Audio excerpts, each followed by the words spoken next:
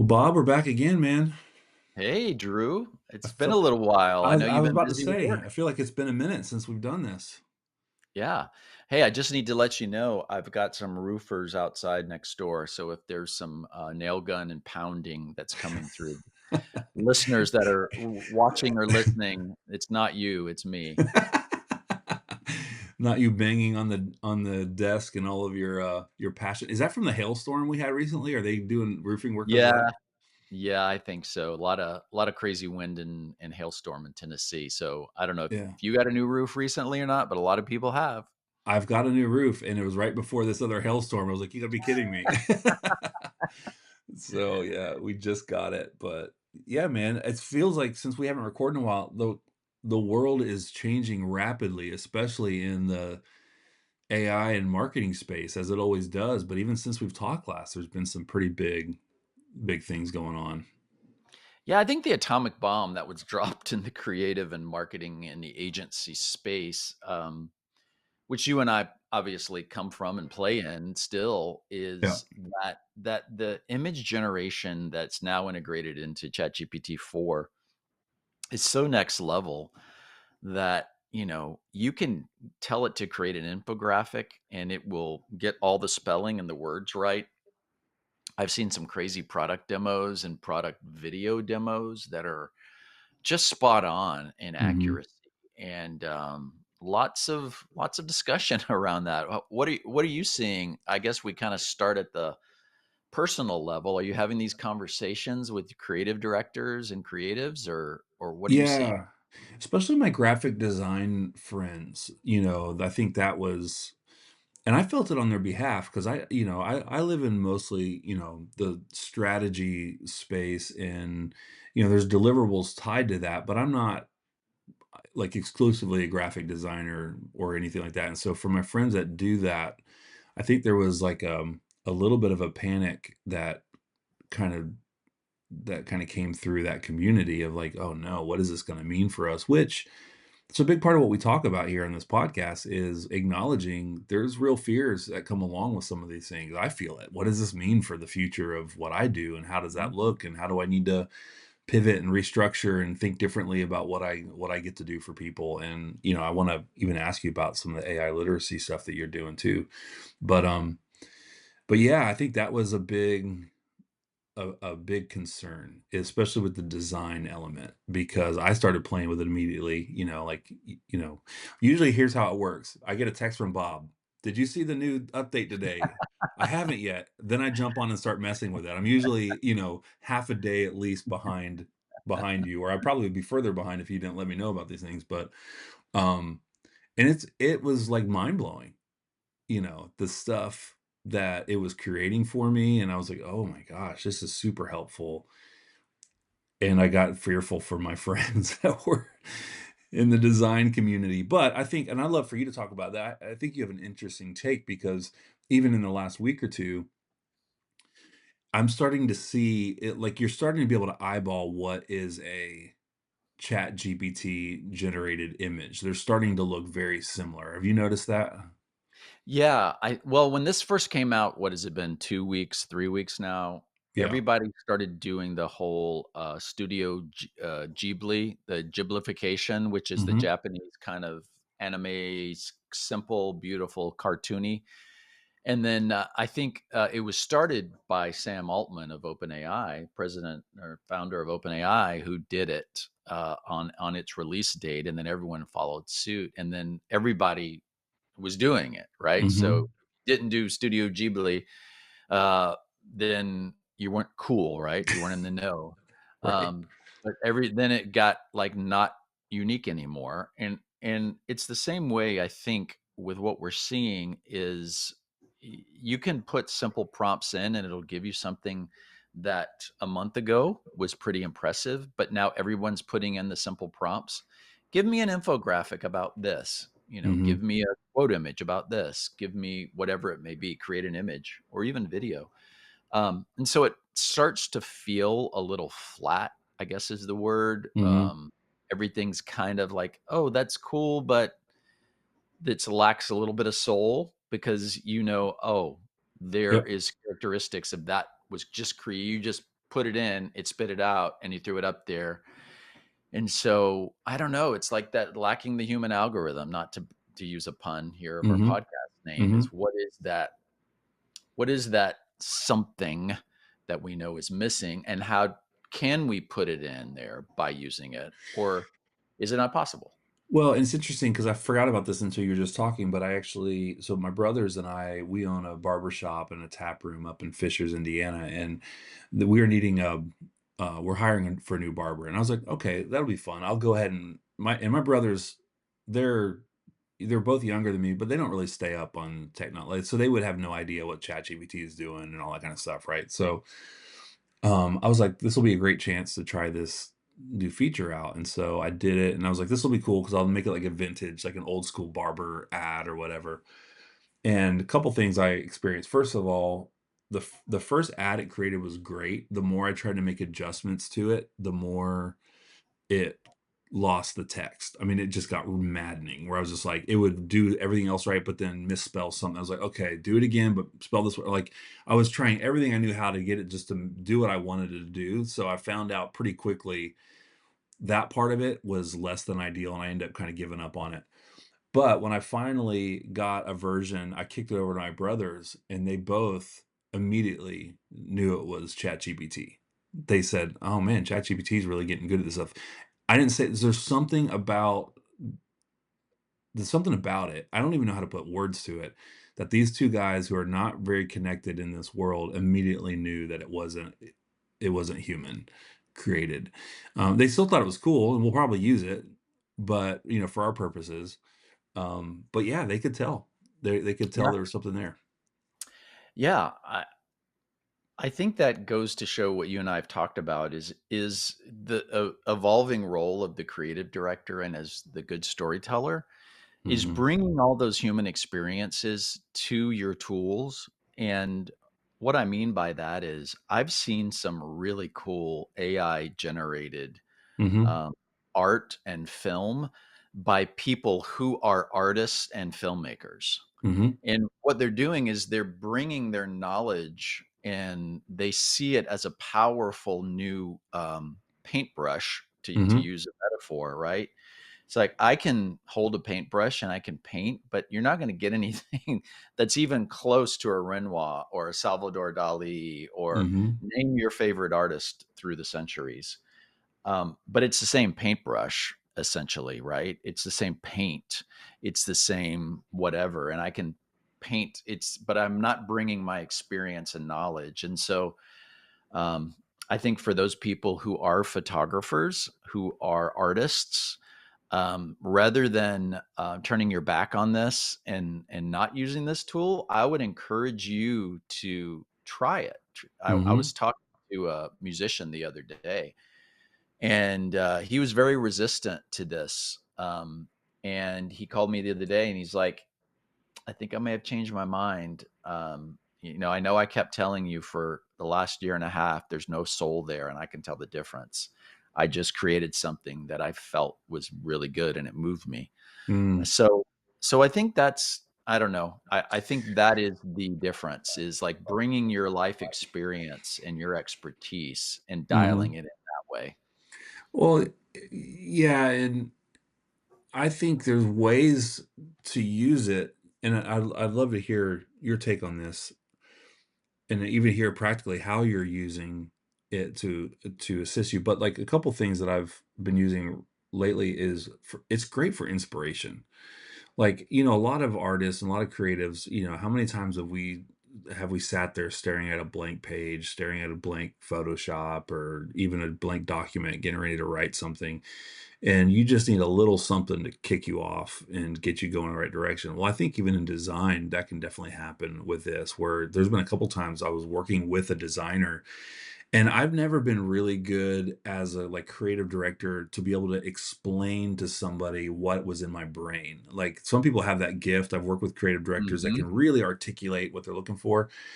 I'm the most unhelpful creative director of all time because I know what I like and what I don't like. And I don't know how to communicate it. And so I'll see something and be like, that's not it. Oh, like, okay, well, what is? I'm like, I don't know. Just make another version. I'll tell you if it's it or not, which is awful if you're a creative.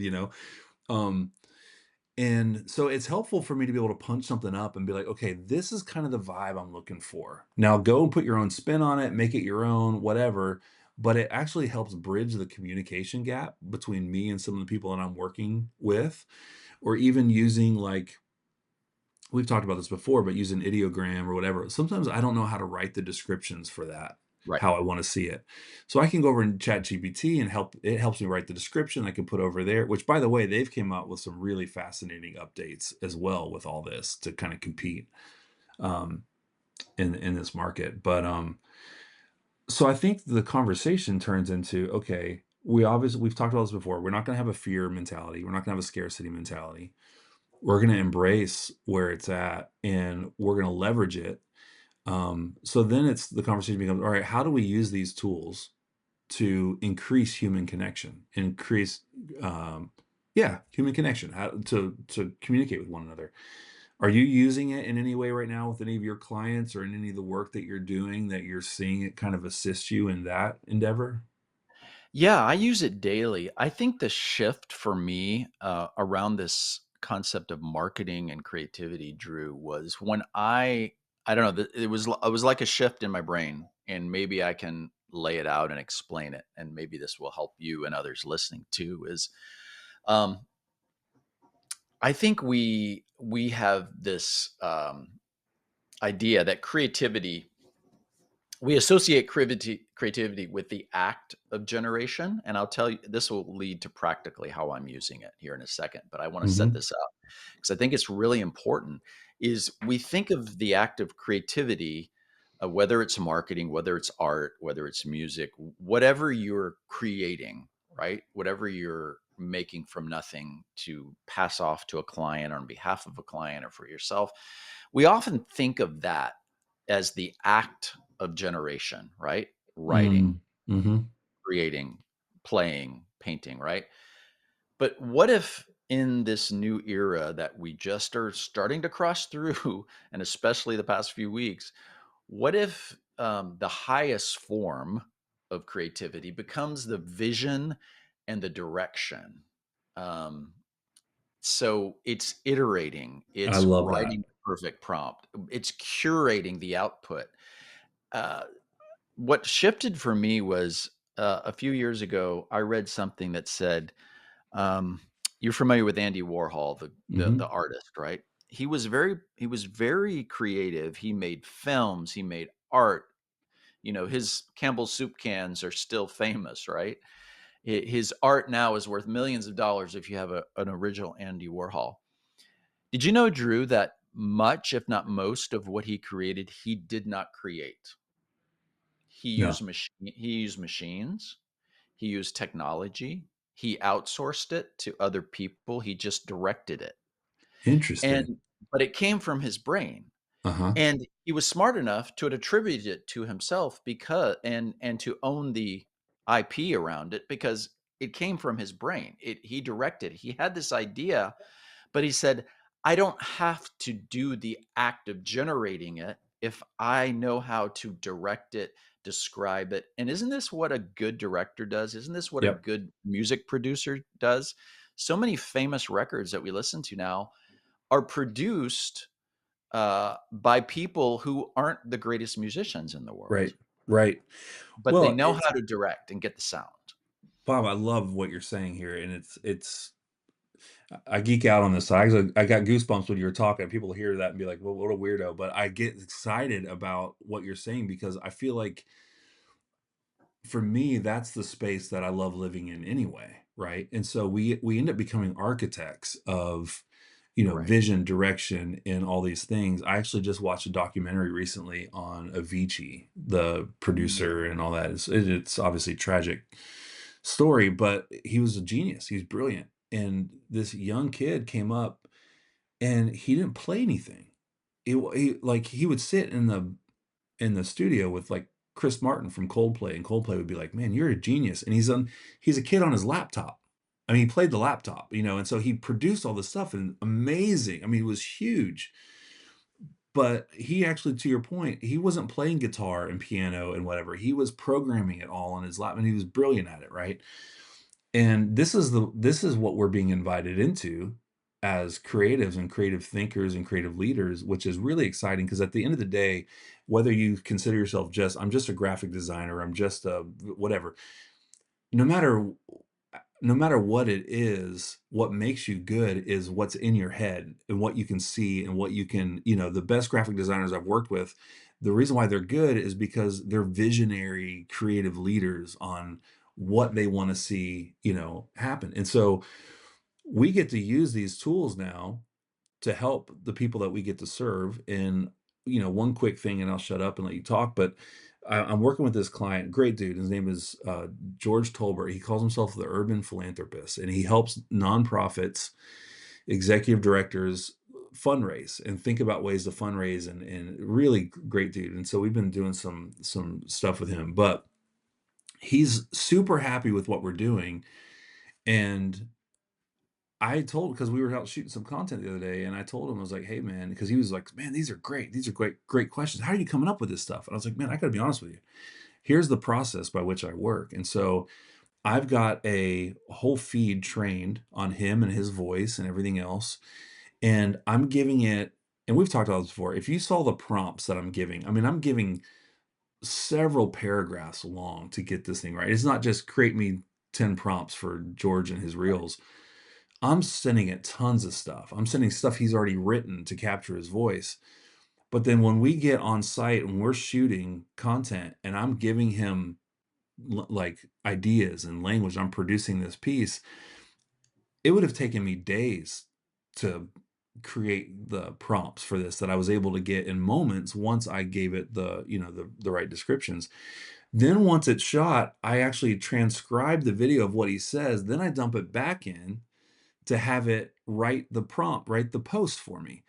So this is this back and forth, but it goes back to your point on I get to now be in the architect space and I'm not grinding over what does this Instagram post need to be. I'm actually taking his words and reframing it and putting it back through the system and it's coming up with a product that he's thrilled about.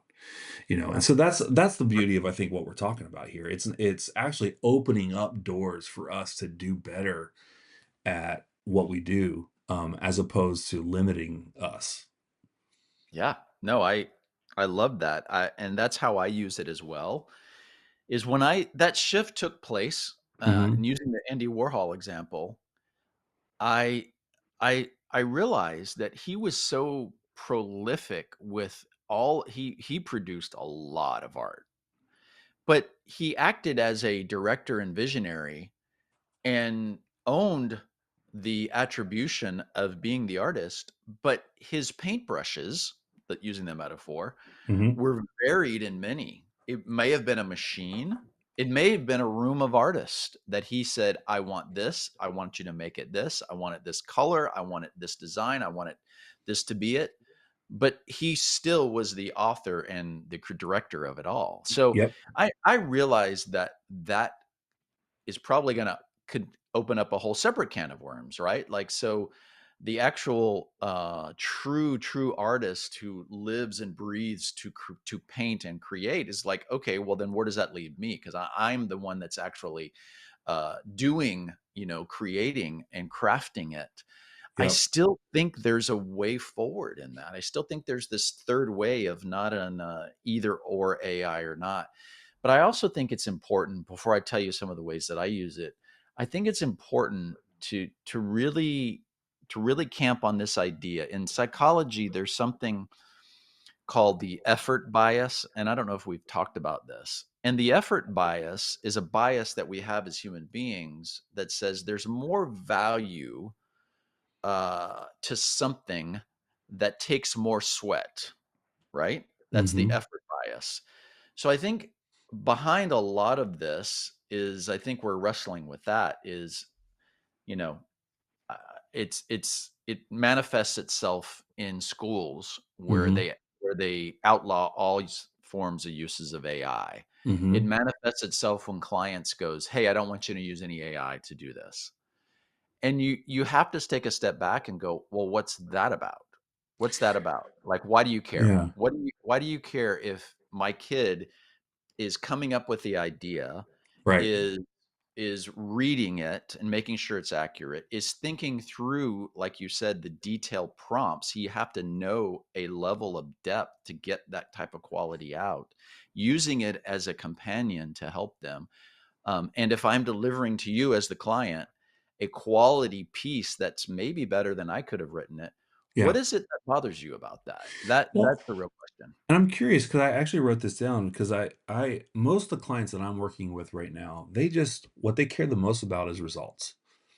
You know, Mhm. they want result, and the truth is, at least in the space that I'm living in, and I know you are too, it's whether you're using AI or not, like they don't want to, we think about this stuff all the time. They don't want to think about this. They want to have someone on their team that is thinking about this and is leveraging AI to get them the most results and whatever else. But I think some of us have this fear of like, oh no, this AI. But the truth is, business leaders, entrepreneurs, a lot of people that I know that are good at their thing, they want to have someone on their team that's good at this. You know, and a big part of what you do is the AI literacy and teaching and code. Like there is a whole new, I think, lane for people.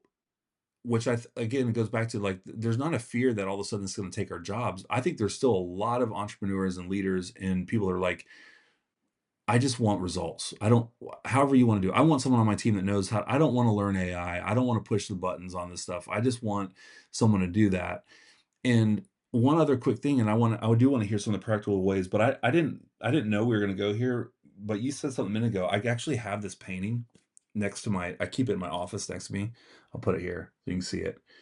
Mhm. So AI, someone could have created this, whatnot. But the thing about this painting that I have is, and this is personal, there was a time in my life where I was in a really, really dark, hard space. And I was actually living, I know it's a little blurred, but I was Yeah, living in well, um, I was yeah, staying that's for a good. couple nights in my friend's basement. Mm, When I was in the basement struggling, his wife was upstairs and was praying and painted this for me in that moment. mm, And there's so much meaning behind this, so much soul. Now, my point is,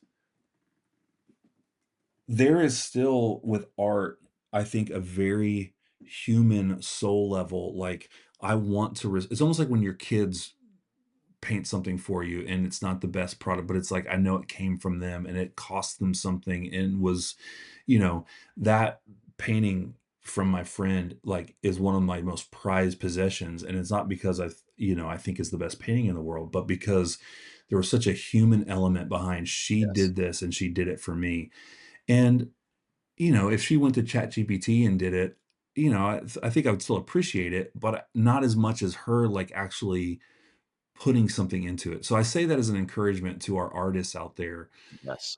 There is still a need and a desire when it comes to art for the human touch, even if it's less, I don't even know if to say it right, even if the quality is not as good, but there's still a human, a personal, like I received this from you and this something that you poured yourself into. And now it's more meaningful to me than an AI product or something like that. So Well, anyways. what you're talking about, yeah, what you're talking about is embodiment, right? Like that's what Mm, human AI and computers will never, ever, ever do. Like there will never be human embodiment. And in religious traditions, that's called incarnational, right? It's you're embodying something that is precious and holy and human that you can't wrap your hands around and spit out, right? And the reason you appreciated it because it came from a human being that mhm. loved you, loves you, you love them. They mean something in your life. Um, and it came from their physical embodied hands that you could Yes, see and touch and their heart. yes.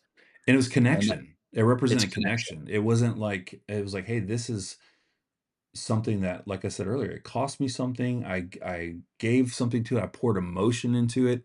And then it wasn't even about the product at that point. It really didn't even matter what she created as much as it was. And so I'm just saying I definitely know that there's still space for that. No, I know some marketing can be pretty crude and it's just about the dollar and getting results, and that's fine. That's part of it too. But for our true artists out there, I would say don't lose heart that we still need your physical connection, emotional connection, spiritual connection, even in what you create to make the Yes. world a more beautiful place. But I am curious, Bob, because I know you're in, you're in the weeds dealing with stuff, doing stuff every day too, and working with clients. And how are some of the best practices, or how are you using this right now, in a real Mhm. practical way? Yeah. Well, like you, I create a lot of content. I do a lot of strategy as well. And so it, in every situation, I always ask myself, what are the tool I act as that director, like we talked. What are the tools and the instruments available to me to execute on this plan and this strategy that I've given or I've worked with for this client? So the obvious ones are if it's writing or it's content, I'm going to create something in the voice or in the style of whatever that brand guide. So, for instance, one Mhm. example is I always create at the beginning, if the client doesn't have one, I'll create a brand guide. I'll create a voice document. Mhm. What is the brands, what are the values? What are the things about this company, this startup, this organization, whatever it may be, that is your foundational Bible were to say, like, what are the things we say? What are the things we don't say? What Mhm. are the colors we use? What are the logos we use? How do we make people feel in our presence? That's what a good brand is. So you create that voice guide, you create that branding guide. Mhm. And then whenever I create things, content, whether it's social media, whether it's a blog, whether I always attach the brand guide Okay. to the chat GPT. So I'll always upload that and go, at the end of the prompt, I'll say, and follow the brand and voice guide to make sure it's consistent. So Mhm. that's a real practical thing. I may or may not be letting the AI write most of it. I might say, write an outline, give me some ideas, give me some titles, creative titles for this thing that I've written, follow the brand guide as well. Um, I'll also use it to some of the latest image capabilities, Drew. I'll use Okay. it to storyboard ideas out. Well, that's cool. So if I'm working with a videographer and I want to direct this and say, this is what I had in mind, this is how I want, I can come to him and go, a scene similar to this. It might be a room full of people watching someone on stage. It might be, backlit from, this side of the room. I can create those 5, 6, 10 different shots and go, hey, here's the storyboard of scene Mhm. one, scene two, scene three. I would have never been able to do that, Right. even a year ago effectively. Right. Um, I will also use it. Believe it or not, I'll create intros using Suno Excuse me. AI, or that's the main one that I use to create podcast music intros. It's gotten really, really good. And I'll mix it down. I'll, prompt it. I'll say, this is the style. No, less of that, a little more of this. I'll say this many beats per minute, using this type of instruments, maybe a little bit of distorted guitar in the background, but not too much. Um, I will use it that way as well. And it spits out some really good kind of small intro tracks. I know musicians may not like that, but that's one way for us Man, I've solopreneurs. never thought of doing that before. I've not experimented with that. Yeah, I'll send you some things on it. Some of That's my wild. podcasts that I work on, most of them are AI driven, and most people love it. They can't tell. I would never create, in my opinion, a whole song with fake singers and things like that. But I Right. think when we're talking about 15-second intro that you're talking over those music beds, it opens up a whole world for you as far as that. I wonder how songwriters are using it these days when it comes to, like, when you get stuck on a lyric. Hmm. Man, I would be going to that like crazy and just being like, "Hey, here's where I'm at in the song. Here's what I got. Give me 10 options for for the next lyric for this or whatever, just to kind of get you." And you could probably even put like what your favorite songwriter, like write it like how James Taylor would or something, and like that would be a cool way to use it. Yeah, that's exactly it.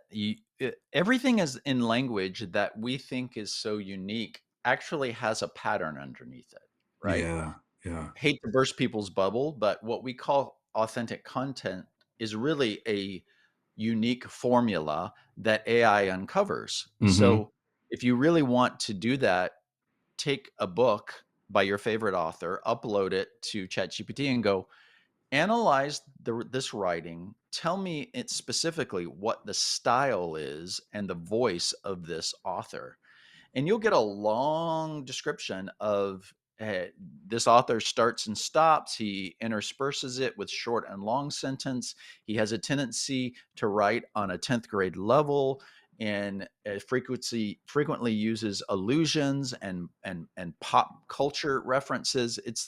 It's a formula. And to your point, when you're wanting to generate ideas, you can work with AI to get to that formula that you like. Like for instance, maybe it's you heard a lyric from a band that you love, and you're like, I'd like to write a verse like that. Well, then Yeah. just feed it in there, analyze it, and say, what is it about? Describe the style, Mhm. the grammar, and then use that so that you're not copying the words and the actual content of the artist, but you're just helping it to uncover what's underneath the surface. Is, oh, what I like about that is that that artist happens to use metaphors more than most artists, or they use Right. these type of words and this type of cadence, but you know it intuitively, but you need to uncover it and explain it with language. That's awesome. I was, thinking while you're talking, the different uses, but even in self-improvement, when you're talking about analyzing, have you done any of this yet? Like, I've been so talking to a lot of friends and colleagues about this lately. I think you're going down a road that I'd love to talk with you a little bit about. So go ahead. yeah. Well, yeah, I mean, so I saw someone post this as a prompt, and so I was like, "I'll try it." And I said, I asked ChatGPT, now that you can remember everything I've typed here, point out my top 5 blind spots." Have you done that yet? Yes, I have. Dude, it it And of nailed course, me. you showed your wife, and she's like, "I've been telling you that for years." I did send it to her, and we just had a good laugh because it was, like, so spot on. I won't read all of it, but it said, "Overcommitted to big picture thinking. You're naturally strong at seeing the details, but seeing the vision, but often miss details." That was one of them, and then asked me a question. What process or team members could help fill this gap consistently, right? So it gave me the second one was underestimating implementation timelines. It's like, third, delegation hesitancy. Fourth, avoidance of routine processes, and fifth, the shiny object syndrome. And I'm just like, in each one, it gives me 3 bullet points and a question. How might clear decision-making criteria help filter opportunities? And I'm just like, this is insane. Like, how did it I mean, it's so me that it's ridiculous. And so, yeah, I mean, it was helpful. I was like, "Okay." I actually sent it to my team. I was like and they were like, "Wow." Yeah, probably things that they've been wanting to say to me, but, haven't had the nerve yet. Yeah, the using it as a tool for self-awareness, I cannot underestimate. I cannot, suggest that enough for people because once you start to unravel and pull those threads, Drew, I think what we're getting at is it's just language. It's psycholinguistics is what we're talking about. Is we Mhm. think we get blinded to the fact that, oh, everything is so unique and like eh, authentic, and what we don't realize is that the way we communicate and speak really says more about us than we realize. Mhm. What the way that we process the world in language, because that's what it's processing is language. It's a large language model. Um, we forget that the people who created it originally were neuroscientists and Mm. psychologists. Mhm. It's why it's called neural networks. And so they built all of this to function very similar to how our brains function. When we're asked a question, we quickly go back and we go through our files and we give the answer based on information that we've already experienced. And we say it differently and we adjust it to who's in the room and who we're talking to. And we know intuitively we say things around certain people and we don't say things around others. And it just mirrors back, and we're Yeah. amazed. But here's the funny part: your wife already knew that. Your Right. coworkers already knew that. Right. But some reason we have to get outside of ourselves to see it. And I think getting back to the practical and getting out of the philosophical is when we're able to customize things and personalize things, that's the real value of AI. And as marketers, we can find those unique ways to say things to our Mhm. target audiences in ways that we're talking about here. Right. So, Right. whatever has worked with that target audience in the past, we used to A B test and then we went with the best one. Now we can like uncover it even deeper and go, every time we talk to these people, we're going to use these prompts and this style, Mhm. because just like you experienced with it going, oh my gosh, how does it do that? We want to create that same experience with our marketing Mhm. communications, right? Yeah. Well, and it's there's just the idea of attunement too, because it's like it's information is great. But there's many of us who have had information for a long time, but it wasn't until there was a connection. It's like why that Me Too movement was so powerful. There's an attunement element there that almost supersedes information. And so actually my younger brother, he's 12 years younger than me, and he's raising young kids, and my kids are all a little bit older. So he asked me some parenting advice the other day, and I was exhausted. I was already laying on the couch and whatever, and I just said, I pulled up the text thread with him. He asked me this really powerful question, and I won't tell his business, but I just said, hold on, let me ask ChatGPT, just to be funny with him, right? And so he's asking for some brotherly connection. Well, the information ChatGPT gave was incredible because I typed in his situation and I gave it like all the prompts, whatever, and it gave all this like better than what I could ever told him. But it wasn't enough. We still needed to jump on a call, and he just needed to have his brother say, "Hey, man, like, I get it. I've been there, and I understand, and you're not alone." And so I think to your point, especially in marketing, like what we're ultimately going after with this human algorithm is it's the attunement, it's the connection part. We can have all the information in the world, but if we don't use it to actually build connection and attune with other people, then it's always going to fall a little bit short, right? And so but the more we talk about this, Bob, the more excited I get about it. Because I think a lot of people might be like me and they have sometimes the gut reaction to some of this stuff can be fear. And there's probably, we've talked about this a lot. There's probably things that we should be fearful of and cautious of for sure. But as we start talking about the upside, and a part of our dream for this podcast was that people would listen and also be like, oh, there's a lot of good that is coming from all this. I agree. I agree. I think a good way to wind this down is I'd love to maybe go over a little bit about AI literacy, because I Mhm. think this is key. But I would also say this is I think a simple way to look at this is always ask yourself, the human sets the why and the AI explores the how. So at any Mm. task, the why is brand values, ethical lines, core messaging. That's all the why that the human has to be in control of. And Mhm. the AI assistant, augmenter, whatever you want to call it, is the how. Optimal channels, format, tone variations, music, articles, social posts. Those are all the hows. But Yeah. you're the director. You're the originator of the thought. You're the one that controls the core message, the values, the brands, all of that. And then the execution, the how, that's where the AI comes in. But I did want to just briefly talk about this whole idea around AI literacy, and maybe we can Yeah. set this up for a next episode. But I think I always say this: understanding how to work AI is not the same as how something works, how AI works. And Right. so there's 4 keys to AI literacy in my mind.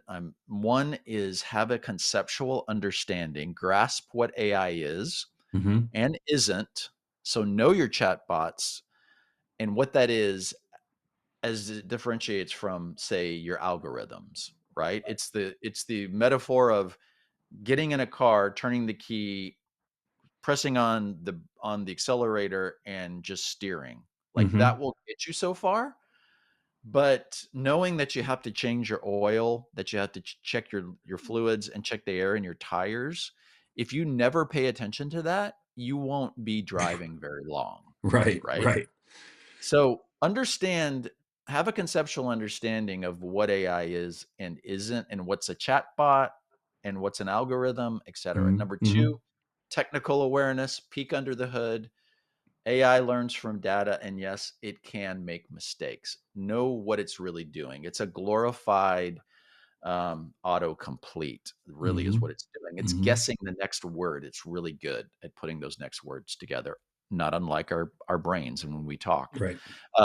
And then third, ethical and societal impact. AI affects real lives. It Mhm. has bias, you know.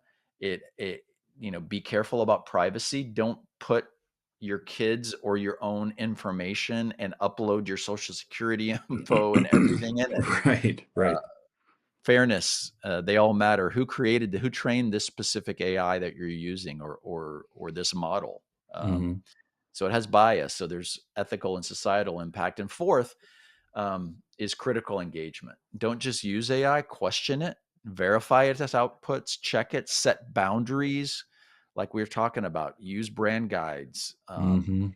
Keep rails on it and use it Yeah, for good. So that's that's good. just an overview. We can go back sometime, but I was it's about to say that feels like concept. each that's a new episode. Each one of those could be a whole conversation. Yeah, absolutely. So I don't really have anything else to say. How about you? No, I love these conversations with you, Bob, because I think it's not only helpful in my own business and everything else, but it's also a good reframing at the philosophical level of how to see and engage the world. And even just those 4 things you walked us through real quick. I mean, my brain went so many different directions. I mean, and definitely check because one quick thing, I actually was using it to for my some budgeting and I got done, I was like, "You know what? This doesn't feel right." And I checked and the math was way wrong. And so there's just certain things like that, like you just can't take it as gospel. You have to, do your due Check your oil. diligence.